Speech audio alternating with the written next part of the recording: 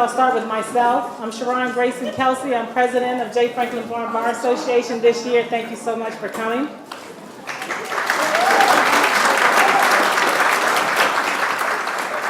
My executive board, did I say? I don't know my left and my right. So I meant my left if I didn't say that. So my executive board consists of the Honorable Holly Reed, who is our president-elect. I think she may still be up front, but she greeted you when she came in. Carmise Graves is our treasurer. John Ramel is our corresponding secretary. Catherine Jones is our recording secretary. Vanita Taylor is around here somewhere. She's our executive officer. And Gregory Johnson, I'm not sure if I saw him tonight. He's an executive officer. And also Mahassan El Amin is our most past president. I'd like to take this opportunity to welcome some very special guests and thank them so much for their support. That would be Chief Judge Mary Ellen Barbera from the Court of Appeals is here tonight. Chief Judge of the District Court of Maryland, Judge John Morrissey, is also here with us tonight. Administrative Judge Sheila R. Tillison Adams of the 7th Circuit is here tonight. And Administrative Judge, District Court of Maryland, District 5, Judge Lisa Hall Johnson. A man with many titles, but our retired federal judge, Alexander Williams, Jr. I'd like to thank for their support our circuit court judges for Prince George's County. I believe I've seen Judge Hassan El Amin here tonight, Judge Kathy Surratt. Judge Lawrence L. Martin is not here, but he did provide his support. I believe I saw Judge Snoddy. Is he still here? I think he had to leave there. He's back there. Okay, thank you. From Circuit Court Montgomery County is Judge ShaRon Burrell. And I'm not certain, but there's a Circuit Court for Baltimore County and President-elect of the Maryland State Bar Association, Judge Keith Truffer. Did he make it here tonight? No? Well, I thank him for his support. From the District Court, Prince George's County, I'd like to welcome Judge Clayton Ahrens, Judge Ada Clark Edwards, retired Judge G. Richard Collins, and one of our most newest judge designees, Sherry Simpkin Gardner, is here also tonight.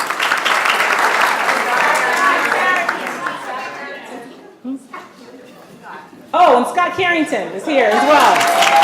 Also judge designee. Congratulations. Thank you, all the help I can get. District Court for Montgomery County, of course, is our executive officer, Judge Holly Reed. Is there anyone else?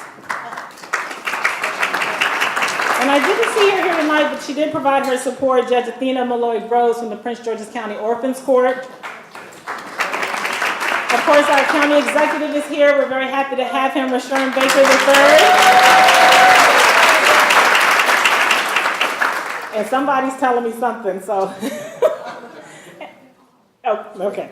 And also, I'm happy to have Chief of Police Henry Stawinski III here also tonight. Is he still here?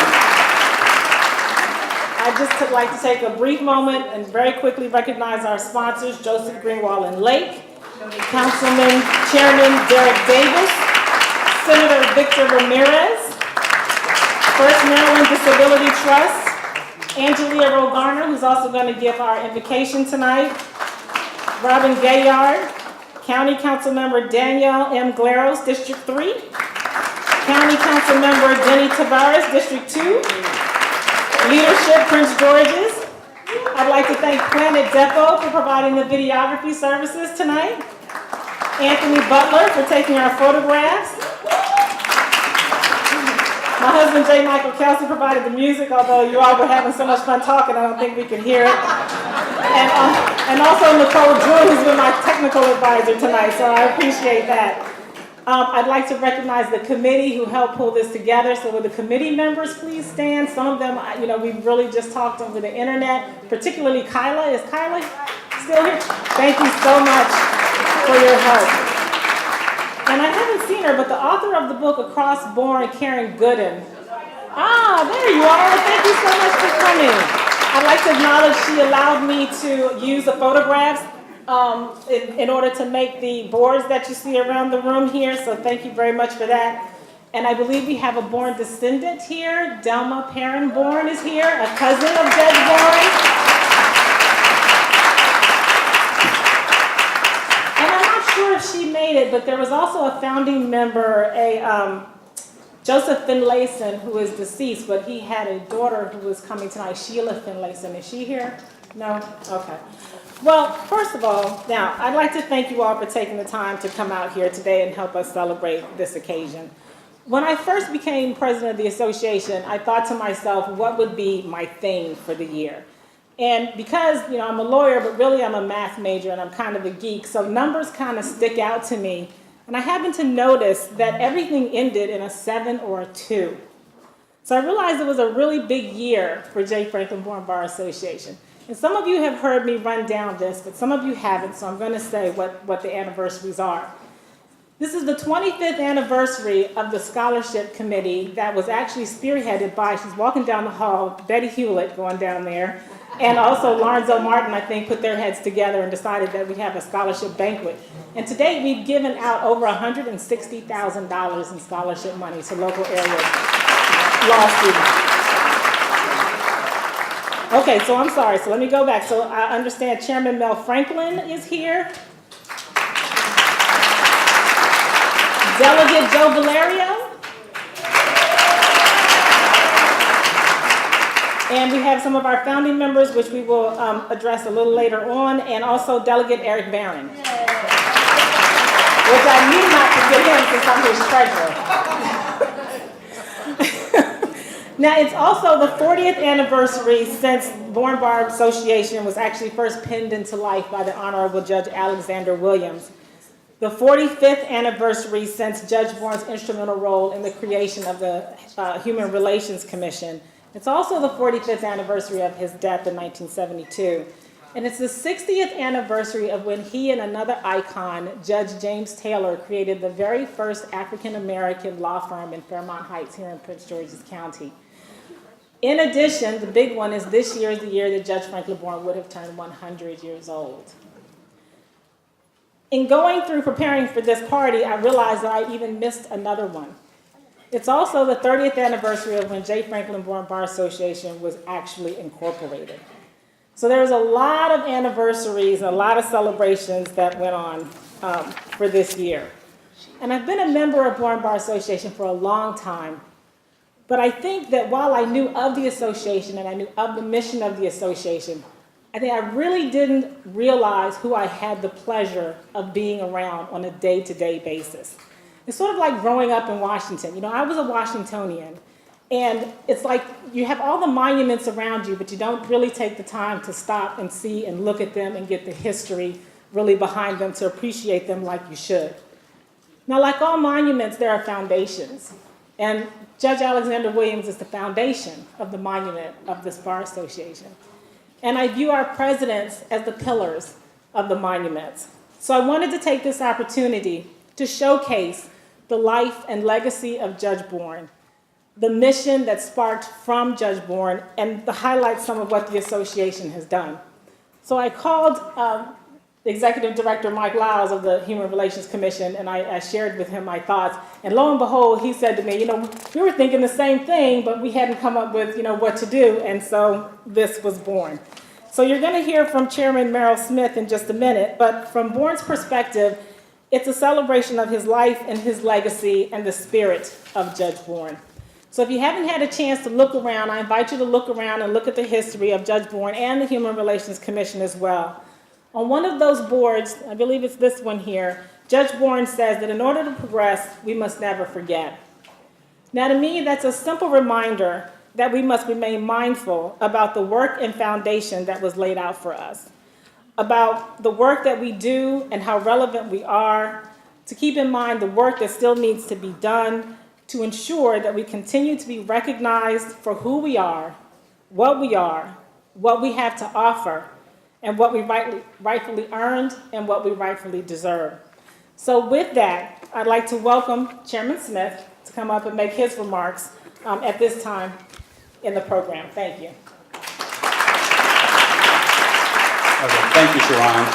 I got a quick message to the county executive. Since ShaRon took a little bit of my time, I'm going to be about 3 minutes. And I memorized my speech so I wouldn't have to look at it. But what I did is I printed it out so my speech won't forget me.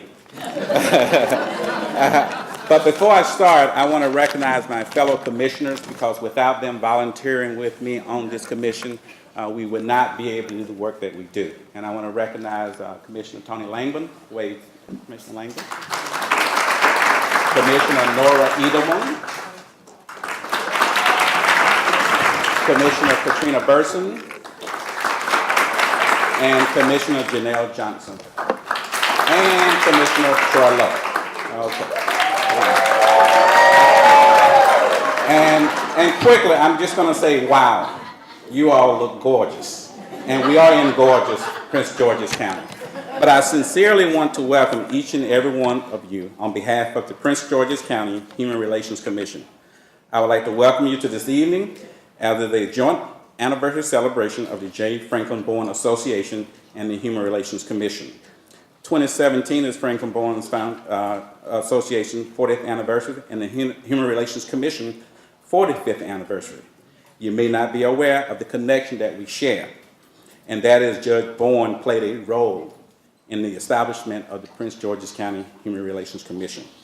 To this day, Judge Bourne helped pave the way for our commission to ensure the rights of all. This connection, amongst others, represented a key reason why these two great organizations came together to celebrate their anniversary. And as I welcome you to this evening's event, I want you to celebrate tonight, celebrate tomorrow, and celebrate forever. Thank you.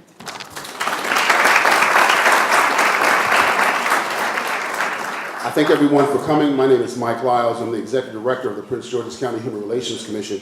And I have the distinct honor of introducing our county executive. But before I do that, I want to make sure that my staff of investigators and my executive assistant are recognized as well. They're in the back table there. David Ruiz, Shamina Leslie, Langston Clay, and Sandra Powell. Without them, and then Tyler Hannington, also on the committee as our paralegal, without them, we would not have been able to produce what we produced over the last several years. It's over $750,000 in damages or awards or settlements to those who've been victims of civil rights violations and discrimination. So we appreciate them and you for supporting us. It says here I'm the Master of Ceremonies. I don't know why it would be that, because ShaRon can really do everything. And so she's really kind of the force and the muscle behind this event. So we really appreciate her committee, and J. Franklyn Bourne. One of the things that you should know is that Teresa Banks, one of the people that is highlighted in our book here, was one of the people that advocated for the Human Relations Commission to exist. And what most people don't know is that the county executive, when it was chartered, the first bill that was passed, CB 1, 1972, was the act establishing the anti-discrimination law here in Prince George's County. Ms. Banks, when she was talking about it, actually died in the committee hearing. She fell ill, had a heart attack, was rushed to the hospital, and she passed away. So if nothing else convinces you that this particular mission that we're on has a history that is about commitment and even martyrdom, it's the Human Relations Commission. Without further ado, I would like to introduce my great friend and our great leader, my boss, our County Executive ShaRon L. Baker III.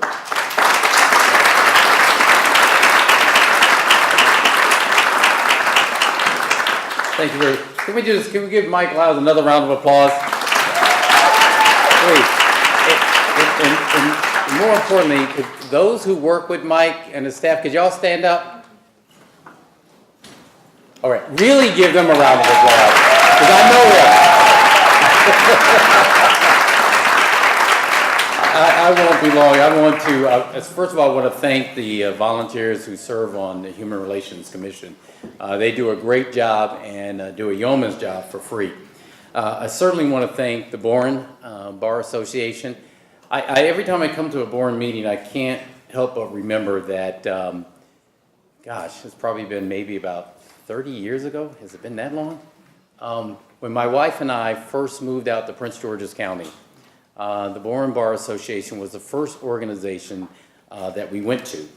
And we got to know it really before I even moved to Prince George's County, because he wasn't a judge then, he was just Professor Alexander Williams. And he and I go back and forth about this, but I snuck into his law class, his criminal law class, because I wanted to learn some criminal law. And I got a grade out of there. I wish I could have kept it. This was actually a pretty good grade. But he has been a mentor and advisor to many of us. Can we give him another round of applause?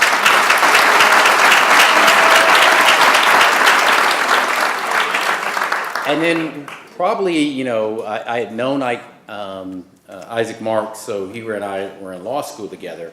So when we went to the first meeting, we met a gentleman. I didn't know that we would be friends, and I would ask him for advice, you know, even though we were close in age, but has been a real good advisor to me, and that's Greg Wells. If you could stand up, give him a round of applause.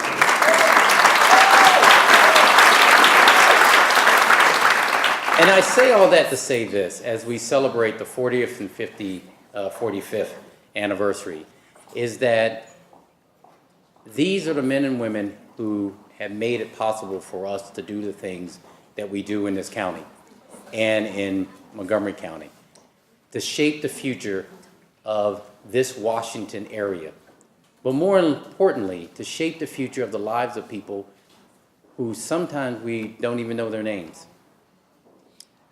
Because of the Human Relations Commission taking up its charge, because of the young lawyers and the lawyers that have been touched by the Bourne Bar Association, Prince George's County, Montgomery County, and the state has been made better.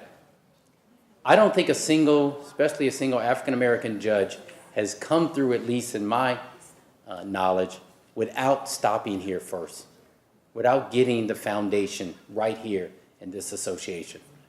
I know for me, many of the folks that we appointed, Mike Lyles, to positions in Prince George's County came through here. And more importantly, come back here for that grounding. I know I do. That is why these organizations are so important. And I want to thank you for continuing to support it, to be a part of it. It is important for us as new people come in, but more importantly, as the county continues to grow. God bless you.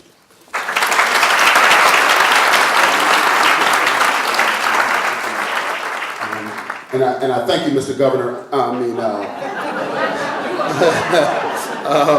My boss, County Executive ShaRon III. As we proceed tonight, we're going to stop to bring in the spirit of the Grand Advocate of the Universe and our invocation. Are we ready to do that now? And our invoker is she ready? Where is she? Okay. Yes, ma'am. Coming forward. Ms. Angelia Rowe Garner.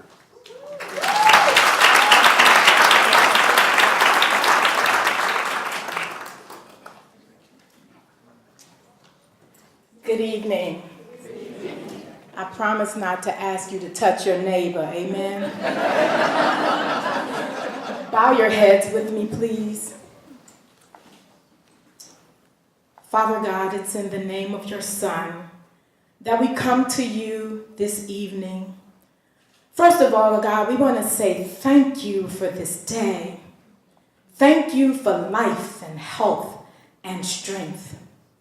It is in you that we live, that we move, that we have our being. We're thankful for this most auspicious occasion and celebration of the 45th anniversary of the Human Relations Commission and the 40th anniversary of the J. Franklyn Bourne Bar Association. It is not lost on us that for at least 40 years, for at least 40 decades, that it was you who led these organizations through the ups, through the downs, through the highs, through the lows, and yes, through the mountains and through the valleys. For that, we are grateful. We ask tonight that you continue to lead and guide these organizations as they fulfill the mandate of their respective mission statements. Help them to advance and ensure the continuation of African Americans in the legal profession. Help them to protect the civil rights of individuals who work and live in Prince George's County, Maryland. God, we pray that you just place a special blessing on ShaRon, Kelsey, and Merrill Smith Jr. as they provide leaderships to implement the strategic plans that will position these organizations to successfully navigate the waters of the future. And now, by faith, we say thank you for doing exceedingly, abundantly, above all we could even ask or think. We seal this prayer in the name of the Father, of the Son, and of the Holy Spirit. It is in the matchless, powerful, magnificent name of your Son, Jesus, that we pray and give thanks. Amen. Amen. Thank you very much. I would mention that we did not bless the food, and I think that blessing is enough for the food. I'm reminded because of the food that we do have. It's fruits, it's vegetables, it's healthy. My wife is not with me today because she's working out. And so I would rather not disturb her, but it reminds me of the food she feeds me, which is vegetables and fruits and stuff I do not like. But I have to eat because my wife said it keeps me healthy, right, ShaRon? And so I got to listen to her. We're now at the time in our program where we're going to bring up our illustrious keynote speaker. I'd like ShaRon to come on up and do the introduction, please. You can do it.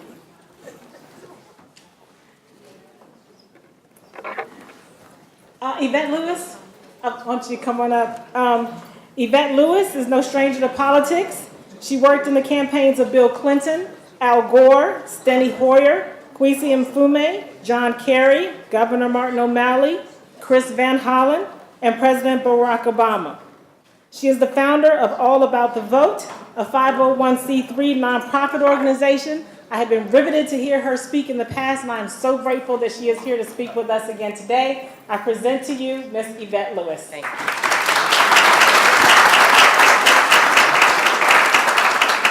Thank you. Thank you all so much. Good evening. I am really, really delighted to be here. I'd like to thank ShaRon and all of you for this wonderful invitation. You know, 45 years, I decided to do a little research on what was happening at the time that all of you came into being. And you share this anniversary with some very interesting milestones. The incorporation of the Apple computer, the broadcast of Roots, how about that? The Hanafi Muslim takeover of 3 buildings in Washington, D.C. That was at this time. As an opera lover, this was also the debut of the Live from the Met with Luciano Pavarotti. This is when he made his first debut on television. The release of Star Wars. And Reggie Jackson's 3 home runs that led the Yankees to the World Series. It was also 40 years ago that I married my life partner and best friend. So,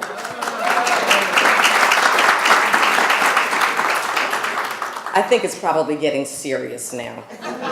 So yes, 40 years is truly something wonderful to celebrate, but for us here tonight, 40 years must be more than a wonderful celebration.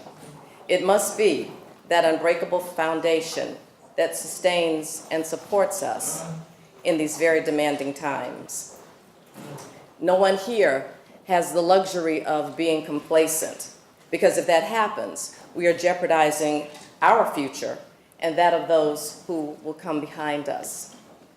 J. Franklyn Bourne devoted his law practice to, as he says, helping poor African Americans in the worst trouble.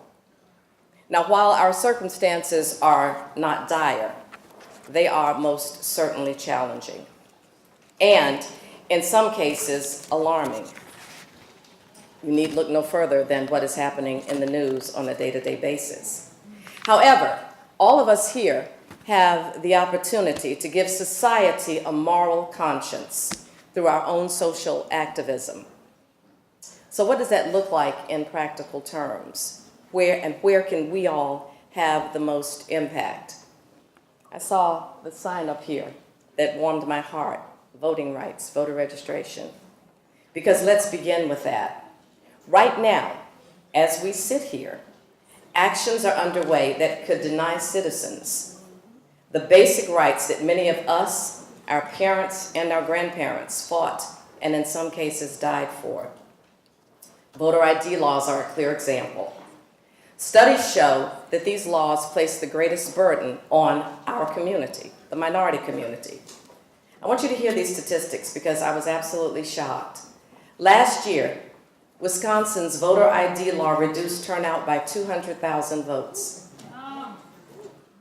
According to federal records, 300,000 registered voters, 9% of the electorate in that state alone, did not have the strict forms of ID that they needed in order to vote. The impact was disproportionate in the African American community. Overall, more states have restricted voting in 2017 than in 2016 and 2015 combined.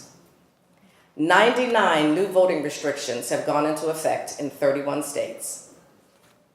In addition to that, according to a new MIT study, 16 million people had problems voting in 2016. That's 12% of the electorate.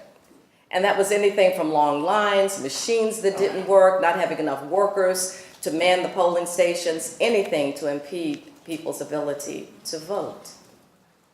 And now, with this new commission request for personal information to find voter fraud, people are beginning to ask to have their names removed from voter lists. In Raleigh, North Carolina alone, 380 people have written to the bipartisan State Board of Elections to have their names removed so that their personal information isn't shared. So, how do we actively participate in our democracy if our voices are silenced by a bureaucracy that at its core is suppressive in nature? What are we supposed to do? Well, I think we begin with education that's masked as simple conversation, which can lead to advocacy and then action. Step one is conversation. I would guess that most in our community are unaware of the stealth activities that are taking place right now across the country. Well, let me tell you, nothing fires people up like hearing someone say that they're going to take something away from them. So we have to make people realize that there are people out there trying to take their vote away from them. They must come to view their vote as something precious and that must be protected at all times. While these activities are not on our doorstep here in Maryland, the operative word in our world is yet. Yet. Because once cancer takes hold, metastasis is almost virtually unstoppable. And you see, this cancer has been successful in achieving desired results. Do you honestly think they're going to stop now? I don't think so. So spreading the word and shedding light on the issue is the perfect antidote, education. Then our next steps must be advocacy and action. We must arm those most likely to be impacted with the tools they need to reach out to their elected officials, to write, to call, and yes, to march, to testify at hearings. Because you see, large masses of people united and energized, they really do make a difference. An elected official respects and fears nothing more than an informed, engaged, and consistent voter, because you control it. You control whether they remain an elected official. And we must help people to understand that. Those of you here tonight must also be available as legal hurdles arise for citizens who will exercise their rights and demand better. But with those rights come responsibilities, and we have to make sure they know what those responsibilities are. Compliance with the law is one, because the whole purpose of activism is defeated if somehow zeal leads to breaking the law. Because you see, when that happens, everything stops. The cause suffers, and you lose those who could be sympathetic advocates. So everything must be done by the book. Once we ensure that our community can vote because they are registered and have all of the proper documents in the states that require them, then all of us must encourage them to use that vote and show up. Only then will we control who governs and leads us. The sheriff, county executive, state's attorney, and judges, all elected positions. Many people don't even know who the people are that are running or what the offices are that they are running for. As a matter of fact, some people even go into the voting booth and vote alphabetically instead of in their own interests. And you know that you have seen it time and time again. Change cannot happen if those aligned with our interests have no seat at the table. Criminal justice reform, that will only happen when we have people in place who recognize the need for it and are willing to do the hard work that comes with what will be a culture change. And I use the word culture change because in order for there to be true criminal justice reform, there has to be a serious shift in perceptions. It is not random that African Americans are 7 times more likely to be killed by police in Oklahoma than in Georgia, or that 19 of the 100 largest U.S. city police departments kill black men at higher rates than the entire U.S. murder rate, or that African Americans are 3 times more likely to be killed by police than whites, or that sadly in 2015, 30% of African American victims were unarmed, compared to 21% of whites. Police killed at least 309 African Americans in the U.S. last year. The latest recorded number for this year is 160. And all of this is according to mappingpoliceviolence.org. So, where do we go from here? Well, what is old is new again. You see, when I was growing up, it was the lawyers and the churches that took the lead. I grew up in North Carolina, in Charlotte, and my grandfather was a civil rights leader in our community. In fact, he took me to register to vote. And he told me that as long as I was alive, I was never to miss voting in an election. He also told me that if I didn't vote, he would know, and he would come back. Now, I have a healthy respect for the dead, so I'm not going to test it. Knowing him, he would find a way to come back. So I make it my business to do that. But his friends were lawyers and pastors in the movement. And they worked not only to register people to vote, but to make sure that they could vote, sometimes under threat to their own personal safety. However, they didn't quit. They couldn't quit. There was a saying that I heard many times when I was growing up in my household. Let the cross be your guide and keep the law by your side. So my message to you is simple. We need you by our side. That's it. I wish you another 40 and 45 years and beyond. God bless you. Thank you all very much.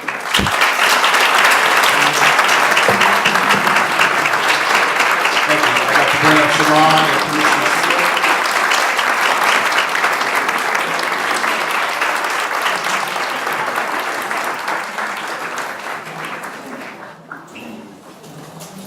My goodness, I'm just overwhelmed here. I wasn't expecting this. So, Yvette Lewis, in gratitude for your coming and speaking us tonight, we do have a plaque for you, and it reads, the Prince George's County Human Relations Commission and the J. Franklyn Bourne Bar Association's joint anniversary reception. Yvette Lewis, in thanks for your gracious appearance and keynote address and for your dedicated service to the citizens of Prince George's County and all of Maryland. Oh, thank you so much. Thank You're very you. welcome. Thank you all.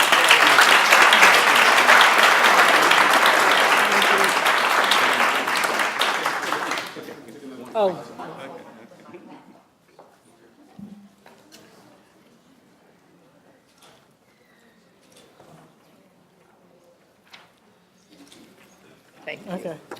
Thank you.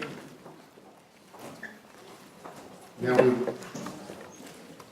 and we'd like to recognize another honored guest, Delegate Angela Angel.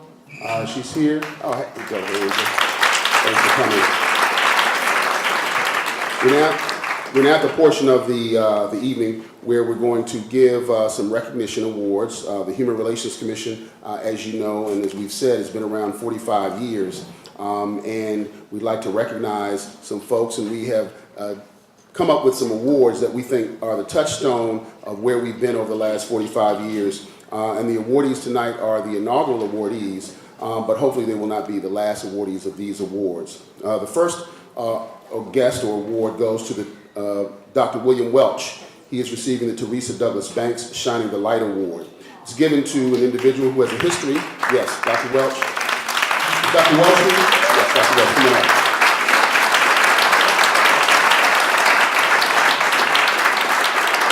This award is named after Teresa Douglas Banks and is given to an individual who has a history of sustained service and dedication to civil rights and who exemplifies Ms. Banks' spirit of commitment to community and social justice.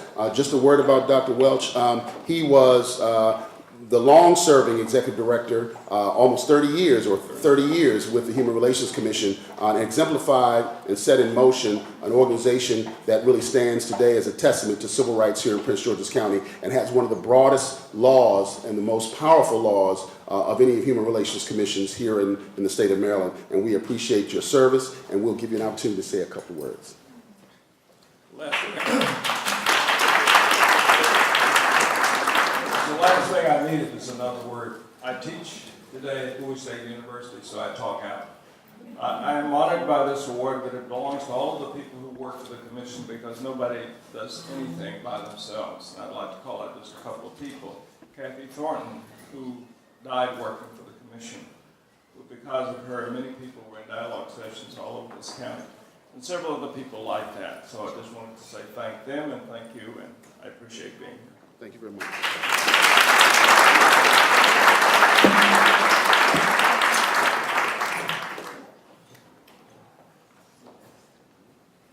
Stand on this side. On this side.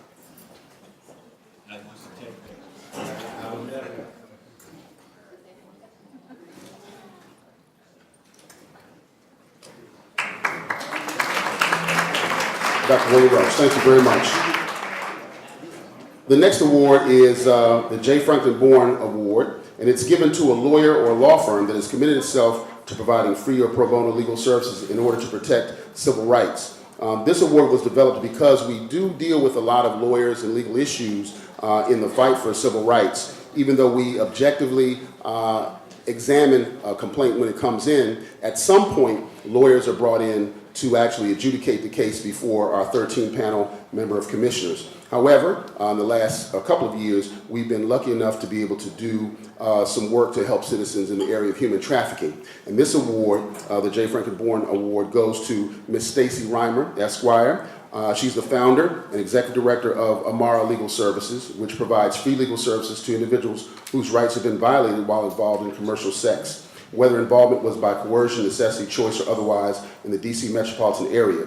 And as a matter of fact, Stacy has been one of our task force members and has provided a lot of service to citizens of Prince George's County trapped in human trafficking. About 40% of your client base is from Prince George's County. And Stacy's work includes all of the D.C. region counties and the District of Columbia. Without further ado, I'd like to present the J. Franklyn Bourne Award to Ms. Stacy Reimer.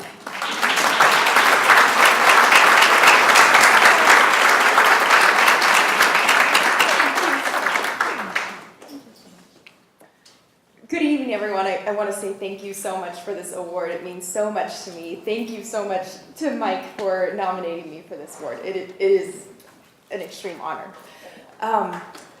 Thank you.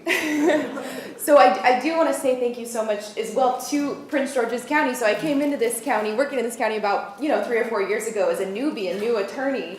Came from D.C. Where I had gone to law school, and I got to tell you, I felt so welcome here.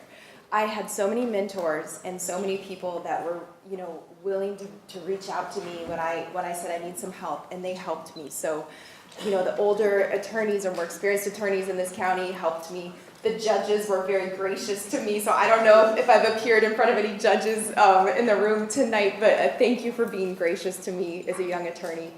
And I'm very, very proud of the work that we're doing at the Amara Legal Center in conjunction with the Human Trafficking Task Force here in the county. Like Mike said, we do provide legal services to survivors of sex trafficking. And a lot of people think the issue is happening abroad, but it's also happening here, right here in our area. And our clients are primarily they're young African American women or they're teenagers, and they really need our help. They really need our sympathy and our compassion. And so I'm just absolutely thankful for this award tonight, for being able to raise awareness about this issue. And I now feel strengthened to continue in my work. So thank you so much, and you're congratulations. a resident of Prince George's County now, right? And I am a resident. I moved here. Yes, I moved to the county. Very, very happy to be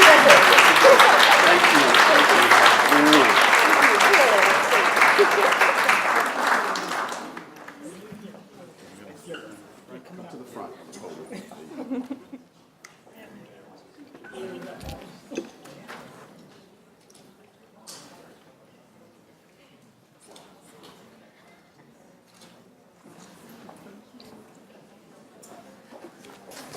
Our next award is named in honor of Dr. William Welch. It is given to a nonprofit organization or institution that exemplifies the spirit of Dr. William Welch, who has dedicated himself to civil and human rights and sustained service to the residents of this county. It would not be something that would be surprising that the first organization to get this award would be the J. Franklyn Bourne Bar Association, because of the many, many years of the sustained effort and work on behalf of citizens of Prince George's County. So this award goes to the J. Franklyn Bourne Bar Association.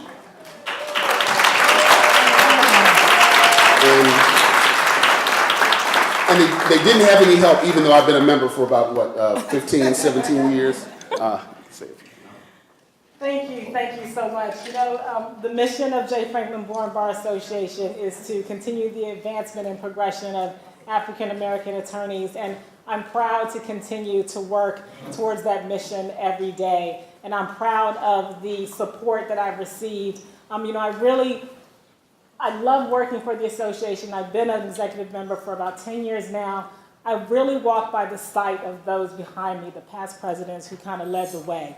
So I think we all have a real passion for it. And I want to take a moment to say, not only do we work for the community and the citizens, but from within as well. We really are a family. It's a close-knit set of people. We really do have each other's backs. We're there for each other. We support each other. We mentor each other. And I'm sorry. And I just love what I do. So thank you so much.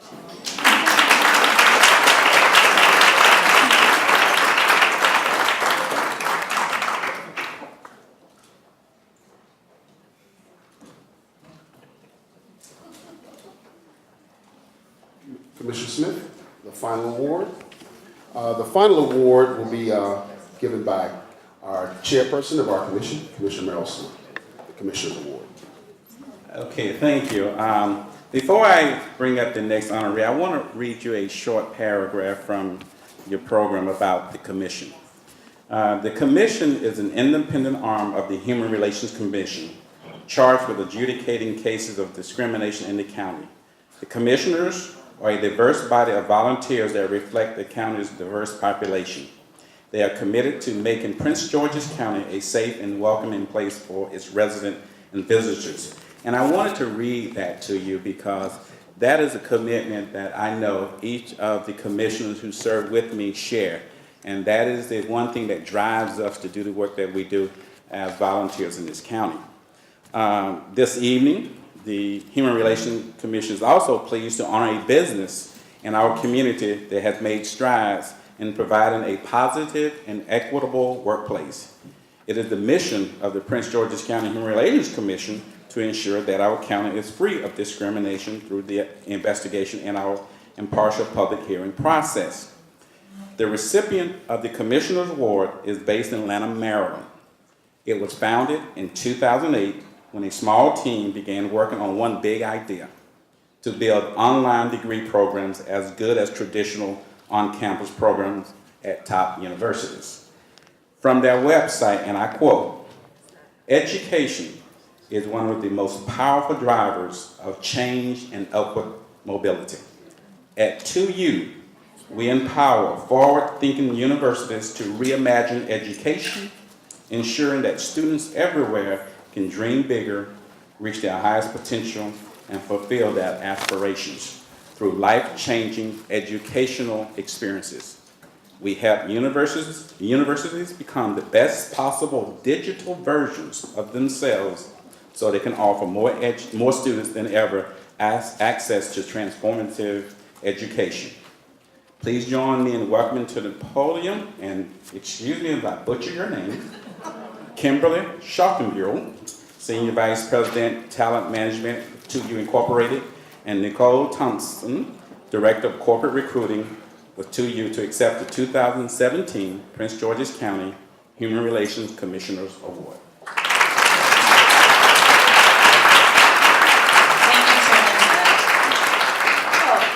Hello, everyone. Thank you for having us. Kimberly Schockenbuhl, he absolutely did a beautiful job with my name, even better than me after being married 13 years. So thank you for that. We are so honored to be here. We are thrilled to accept this on behalf of 2U. First, we would like to congratulate the Human Relations Commission on 45 years, as well as the Bourne Bar Association on their momentous anniversary. We would also like to thank ShaRon Baker for nominating us for this award and being such a wonderful supporter of our organization. We work really hard to have an organization that is equitable and positive. We take that very seriously. Our philosophy around culture and our workplace we refer to as no back row. And what that means to us is that each individual counts. Everyone feels included, and when we lean in and we each do our part, we are better individually and collectively, which is why this award is so meaningful to us. We are so proud to be part of Prince George County, and you have been wonderful partners to us. We are just so excited about this journey and look forward to many more years together with growth and prosperity. Thank you. We're going to take a picture up here.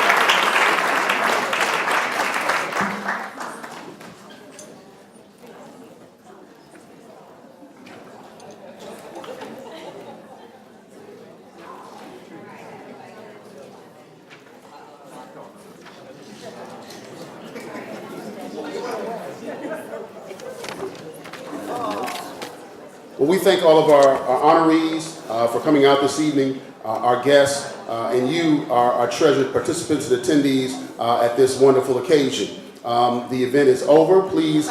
Oh, you have something else to say? Oh, okay. We got something else. We got some other goodies. It ain't over. I'm rushing. Okay, so I'd like to take a moment and recognize formally our past presidents and our founding members. So if I call your name, if you could please step up to the front here. I have a little something for you. Past President Marilyn Pierre. Past President Hassan El-Amin. Past President Mahassan El-Amin. Past President Abigail Bruce Watson. Past President ShaRon Christmas DeBerry. Joel Breakaway, past president. Yay, Joel. Past President Gregory C. McGill. Past President Eric Barron. Past President, the Honorable Sheila Tillerson Adams. Past President Elizabeth Betty Hewlett. Past President ShaRon Burrell. I don't think I saw him here. Past President Gerald Collins. I don't think I saw him. Where's Judge? No, I put them all over there. Past President Najette Parker. Oh, here you go, Judge Williams. I'm going to Judge Williams. Past President John Walker Turner. And also our founding member, Samuel Hamilton. Assoc. And our founder, our foundation, our rock founder and past Oh, hold on, president, sorry. the Okay, Honorable Judge Burrell, where are you? Alexander Williams Jr. I have to. What I Oh, here you go. have, see here? And Tillman Gerald, family member? Oh, Hello. Did you all leave? thank you for coming. Are we taking a picture? Yeah. Oh, everything's all set down. Well, I'd like to, if you all can come back, we can take a photograph. Now I can't take, what I've given them is she here? Yes, Maureen as well.